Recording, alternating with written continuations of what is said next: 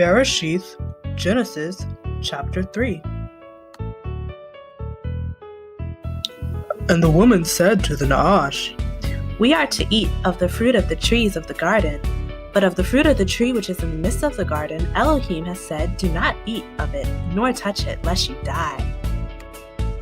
And the Naash said to the woman, You shall certainly not die, for Elohim knows that in the day you eat of it, your eyes shall be opened, and you shall be like Elohim, knowing good and evil. And the woman saw that the tree was good for food, that it was pleasant to the eyes, and a tree desirable to make one wise. And she took of its fruit and ate, and she also gave to her husband with her, and he ate. Then the eyes of both of them were opened, and they knew that they were naked, and they sewed fig leaves together and made loin coverings for themselves. And they heard the voice of Yahweh Elohim walking about in the garden in the cool of the day. And Adam and his wife hid themselves from the presence of Yahweh Elohim among the trees of the garden. And Yahweh Elohim called unto Adam and said to him, Where are you?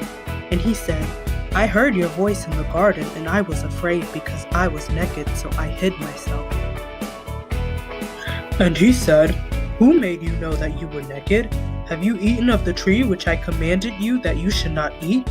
And the man said, The woman whom you gave to be with me, she gave me of the tree, and I ate. And Yahweh Elohim said to the woman, What is this you have done? And the woman said, The Naash deceived me, and I ate. And Yahweh Elohim said to the Naash, Because you have done this, you are cursed more than all livestock, and more than every beast of the field. On your belly you are to go, and eat dust all the days of your life. And I put enmity between you and the woman, and between your seed and her seed. He shall crush your head, and you shall crush his heel.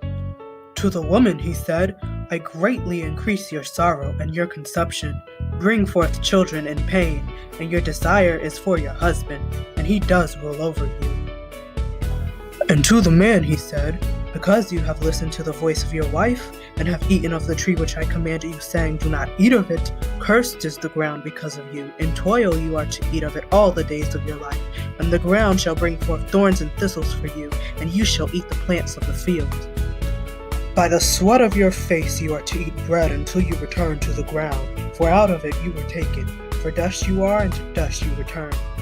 And the man called his wife's name Hua, because she became the mother of all living.